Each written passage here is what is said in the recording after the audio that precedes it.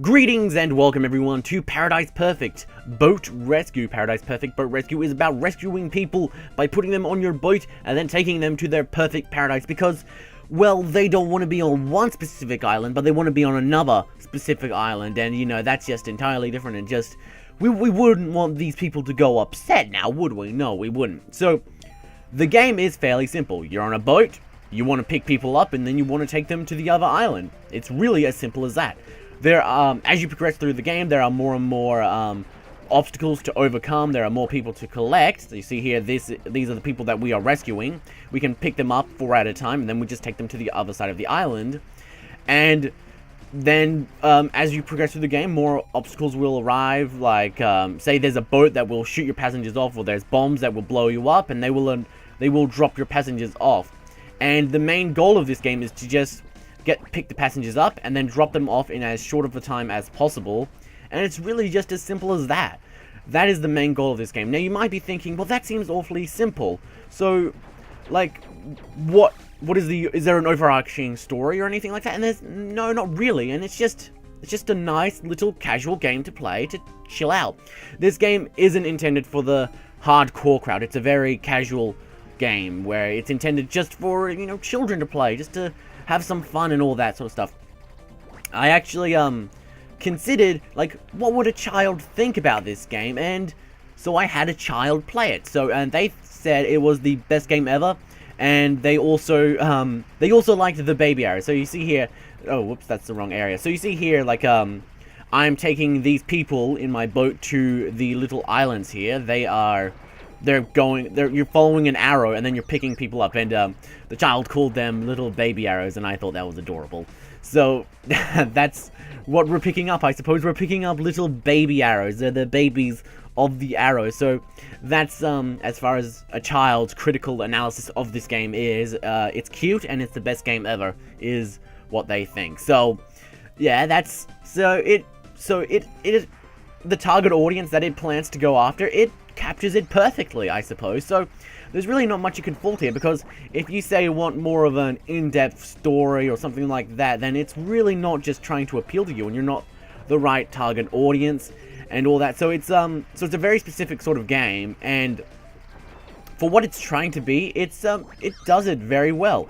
Now there are a few problems. I remember the person that I let play the game, the child, to play it, and that was that they didn't like how you can't turn around while being perfectly still or something like that. I forget what it was exactly. Hold on, let's just see what happens when you're perfectly still. No, I don't even know what the hell they're talking. Maybe they just can't play the game. They are 6 after all, so maybe they can't play the game. But maybe the controls are too difficult to them or something like that. Maybe it's the whole, I don't know. Oh, I know what it was. You can't turn left while going automatic. You have to, like, press the button, multiple buttons, but that's just control. So that's about it, really. But there are multiple options for control schemes. I should mention that you can choose to play, I believe, with the gamepad. You can choose to play with the keyboard, which is what I'm using right now. I'm using WASD to play this game. And there's that little obstacle boat thing chasing me. No, I need to get away. I need to save the little baby arrows. No, guy, go away. Alright, so now that we've avoided him, we should be able to just take him over to the island, and as simple as that. So now, as we progress through the game, it will get progressively more and more difficult. You will have to avoid more obstacles, like, say, this boat here that's chasing me. We will have to avoid this, and our main goal in this game is just to beat the level and have a little time trial. That's really it. Well, aesthetically, this game is really pretty. I really like the graphics. It's sort of got like a voxel-y sort of graphics style for a lot of the graphics. It looks very blocky, but in a good sort of way. And it's very nice. It's got a very nice, simple, cartoony, not cartoony, but like sort of maybe like a little Lego sort of art style. It's very pretty. I like it a lot.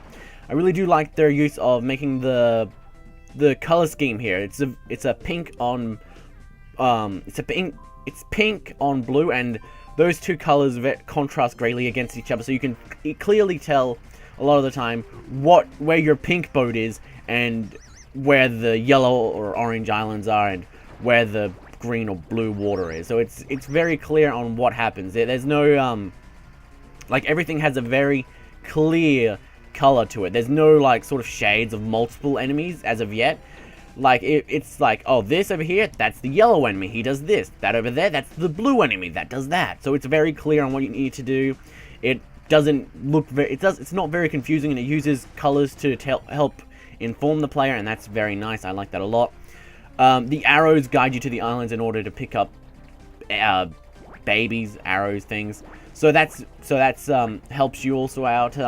Yeah, also it's just overall a very nice game. The music is very solid as well. It's nothing to like really write home about, but for what it is, it's pretty solid. There is one problem though, like there have been a few times where I haven't been positioned right when I'm trying to drop someone off, and they wouldn't get off, and then I just turned around and they would get dropped off. So it's kind of difficult to tell if it's because of the fact that they're not on the right island, or if they're just glitched. So maybe some color coding for the people would be nice. So maybe say like a blue person would go on one specific island, and you would take the blue person to say the yellow island, and you would take the yellow people to the black island, and then you would take the black people to the white island or the red island, and maybe color code it in that fashion. Because as of right now, it seems like you just drop random people off wherever you go, so it can be kind of confusing when you do experience that sort of glitch where it won't drop everyone off because you're not positioned correctly. So so it would be nice just to have that as sort of like a safeguard or a backup or whatever. So that's really the only problem I have with this game. Everything else, it works fine. It's a pretty as fuck game. It's very pretty. It's what the hell happened? The hell happened to you two? Did you just jump overboard for no? What the hell? Okay, they just decided to jump over. They didn't like my driving, apparently. There is a lot of text in the bottom left right there. You can see when you're driving your passengers, they will start making funny little remarks, and it's very good. So it has a lot of personality, and the game overall is just it's very clear as to what it's trying to be, and I really like it because you can tell sort of like the soul of the developer is inside of it. You can tell that the person that liked this game really liked, you know, bright, happy colors, and it liked very goofy sort of stuff.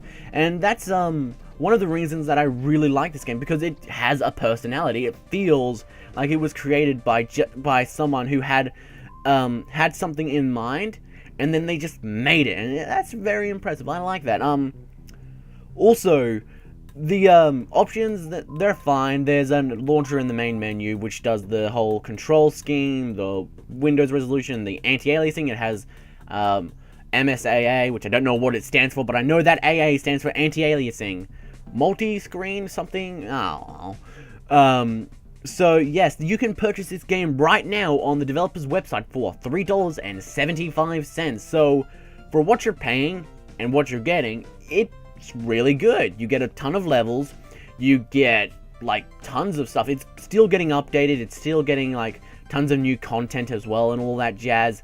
So $3.75 for a game that has a ton of content, is still being updated and all that, I'd say it's really worth it. I would really recommend this game to you if it appeals to you, of course. Like if you're like I said, if you're like trying to play like a bro shooter and you want something like Gears of War, well then obviously this isn't going to feature any chainsaws, at least not that I know of. Does this game have chainsaws? Where's the chainsaws? Where the chainsaws at? Things. The fuck is an ankh? Whatever. On that note, thank you for sticking around, everyone. I hope you enjoyed Paradise Perfect Boat Rescue. Be sure to pick it up with the link in the description below and all that jazz. So, JJ.